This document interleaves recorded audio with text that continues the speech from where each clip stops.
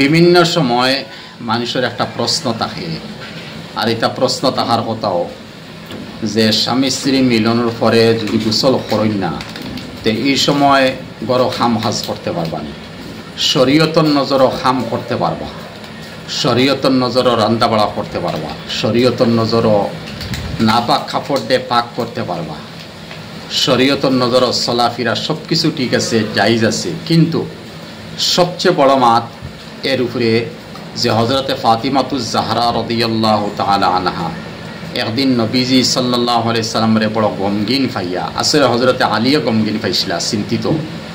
আর হজরতে আলিয়া হইসলা ফাতিমা যাওসাইন নবীজিরে বড় চিন্তিত আর গমগিন অবস্থা দেখিয়া, তুমি গিয়া জিকার করিও নবীজি খান্দুন খানে আজ 3 দিন হয়ে গেছে, তার কারণ কিতা? তখন মা ফাতিমা রাদিয়াল্লাহু তাআলা আনহা আইসলা আওয়ার পরে নবীজির ইয়া রাসূলুল্লাহ ওলা ওলা খবর হইলাম। তখন নবীজি কইসলা, ওয় আমি জাহান্নম যে সময় গেছিলাম মেরাজ যাওয়ার পরে জাহান্নম দেখছি, জাহান্নমের মধ্যে 6 গুরু মহিলা হলরে আমি জল অবস্থা দেখছি। এটা কি এক গুরু মহিলা? এখন আমি কইতাম ইয়ার যে এই প্রশ্নের উত্তর, এক গুরু মহিলা নবীজি দেখছইন দখান ফাও সামনে মুখা আনিয়া দখান্দ উঠাইয়া ফাও আর খান মিলাইয়া জাহান্নমর রশি দিয়া লখটাইয়া জাহান্নম তোয়া। এই জাহান্নম খারে হয়, রশি খারে হয়, আপনারা এখানে তোয়া বুঝুকা জাহান্নম তো ইয়াতালা আন লাহা সাবআতু আবওয়াব লিকুল্লি বাবিন মিনহুম জুজউম মাকসুম। জাহান্নম সবচেয়ে উফরর তবকা, যেখান একেবারে হালকা আজাব থাকে ওখান দেখা যায় জাহান্নম।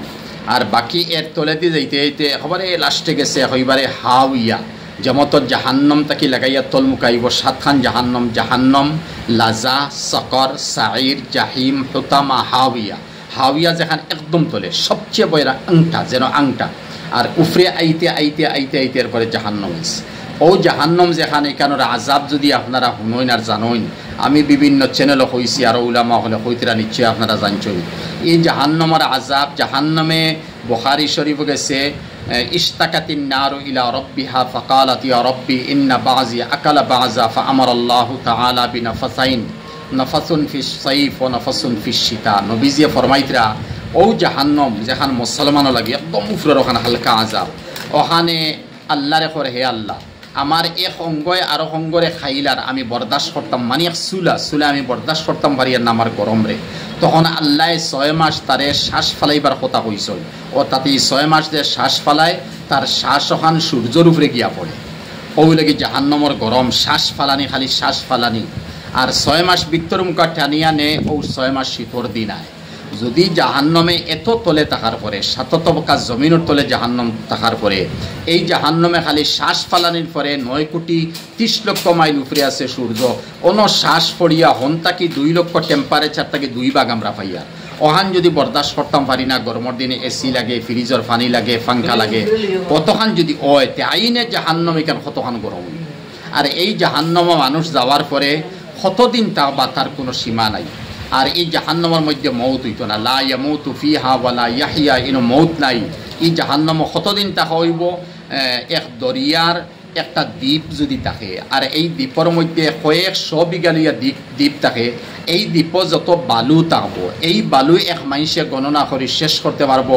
এই মতো জাহান্নম থেকে বারইয়া আইতো আবার তার গণনা শেষ নাই। আখের মাতিয়া তাহলো যারা মা বোনিনতে এই মতো ফরজ গোসল লইয়া তাই নমাজও বলিতরা না, ফরজ গোসল অবস্থার মধ্যে চলতরা কিয়া জাহান্নমের মধ্যে আল্লাহ দোকান ফাওরে আনবা, আর ও জাহান্নম বান্দিয়া লখটাইয়া রশি দি তৈবা, রশি গেছেও জাহান্নমর রইব। আর বডি আমরা লাখানিলা রইতো না। মুসলিম শরীফের রেওয়ায়ত হিসাবে 4 মাইল লম্বা থাকবো বডি আর 3 মাইল চৌড়া থাকবো। ও মতো বডি জাহান্নমের মধ্যে আল্লাহ দিবা। এর লাগি মা বোন ইন্তর গেছে, আবদার বাই ইন্তর গেছে, ফরজ গোসল হওয়ার পরে আমরা লগালগ ফরজ গোসল আদায় করে দিতাম আর টাইমলি নমাজরে পড়িতাম। আর বাকি খানি বনি চলা ফিরা রান্দা বাড়া সব কিছু জাইজ আছে, অসুবিধা নাই।